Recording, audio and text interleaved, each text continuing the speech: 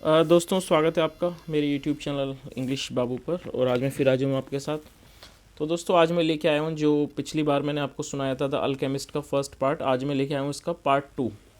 तो दोस्तों जहाँ से मैंने इसको छोड़ा था लास्ट में, मैं उसको वहीं से शुरू करने वाला हूँ। और अगर आप चैनल पर नए हैं या फिर अगर आपने पहला वीडियो नहीं देखा है इसका जो पार्ट 1 है, तो मैं इसका लिंक डिस्क्रिप्शन में डाल दूँगा, आप वहाँ जाकर इसको देख सकते हैं।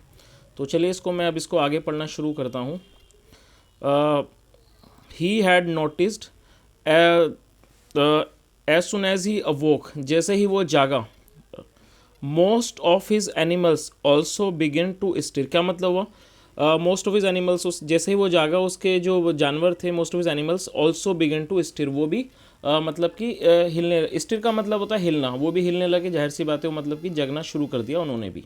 आगे देखिए। It was as if some mysterious energy bound his life to that of the sheep with whom he had spent the past 2 years, leading them through the countryside in search of food and water। क्या मतलब है इस line का?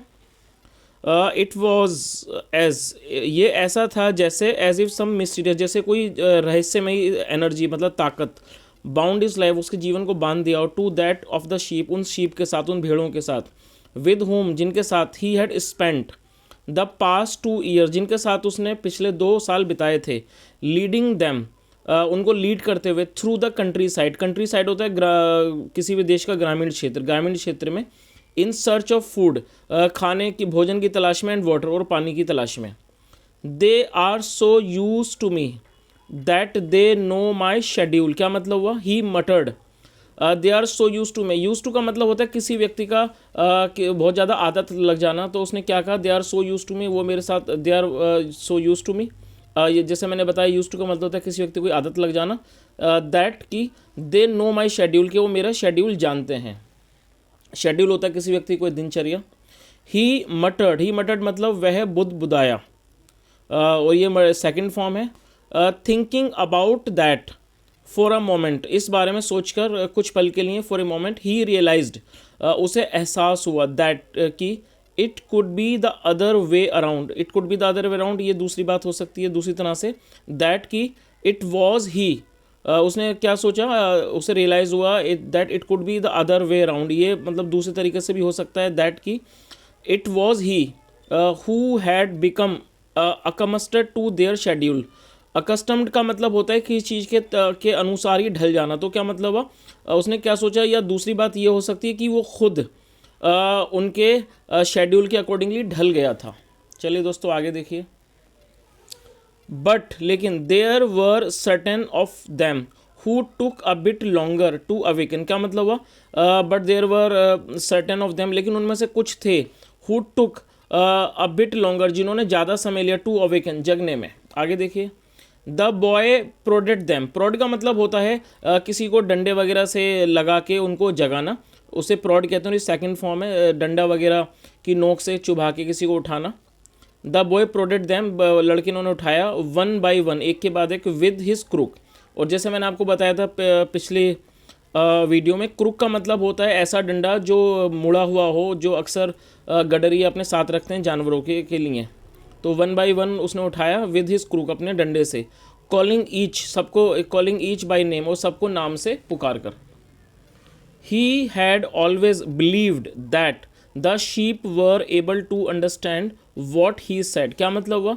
और उसने हमेशा ऐसा यकीन किया था कि the sheep were able to understand, जो सीप हैं उसको समझ पाती थी, वॉट ही सेड, जो उसने कहा।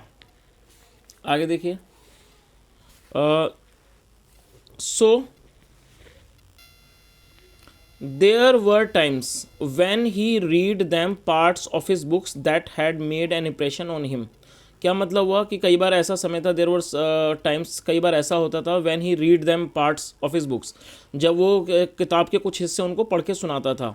That had made an impression on him, जिन किताबों का उनके ऊपर, उसके ऊपर प्रभाव पड़ा था, मतलब जिनसे वो इम्प्रेस था, वो किताबें, वो कई बार उनके हिस्से वो सुनाता था उनको पढ़कर।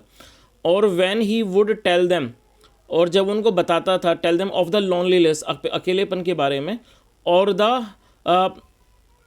द हैप्पीनेस, और खुशी के बारे में, ऑफ ए शेफर्ड, शेफ मतलब किसी गडरिए की, इन द फील्ड्स मतलब खेतों में, समटाइम्स मतलब कई बार, ही वुड कमेंट वो टिप्पणी करता, कमेंट करता, टू देम उन पर, to them on the things चीज़ों पर, he had seen in the village the past. और कई बार वो क्या करता, उन चीज़ों पर टिप्पणी करता, उनको बताता, किस बारे में, ही हैड सीन जो उसने देखा था उन गाँवों में जहाँ से वो होकर गुजरे हैं। चलिए दोस्तों आगे देखिए। But for the past few days, लेकिन पिछले कुछ दिनों से, he had spoken to them about only one thing. क्या मतलब हुआ कि पिछले कुछ दिनों से उसने उनसे सिर्फ एक ही चीज़ के बारे में बताया था, वन थिंग, द गर्ल, लड़की के बारे में, द गर्ल, लड़की के बारे में, the daughter of a merchant, मतलब एक व्यापारी की, एक मर्चेंट की, सौदागर की बेटी, who lived in the village, जो गाँव में रहती थी, दे वुड रीच, जहाँ वो पहुँचेंगे, इन अबाउट 4 डेज, 4 दिनों में। आगे देखिए।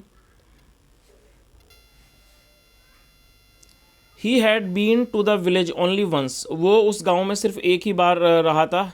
हैड बीन टू का मतलब होता है किसी जगह रहना। He had been to the village only once, वो उस गांव में सिर्फ एक ही बार रहा था, only once. The year before, the year before मतलब एक साल पहले।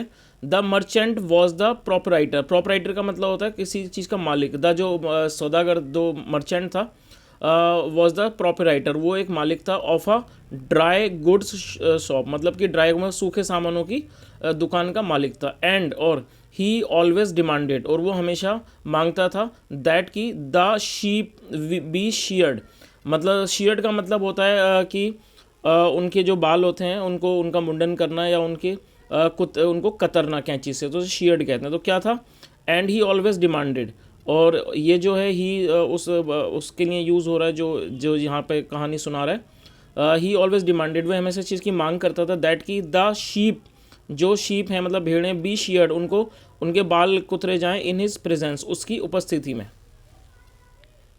सो दैट, ताकि, he would not be cheated, ताकि उसके साथ चीटेड मतलब उसको धोखा ना दिया जाए, he would not be cheated, उसके साथ किसी तरह का छल ना किया जाए।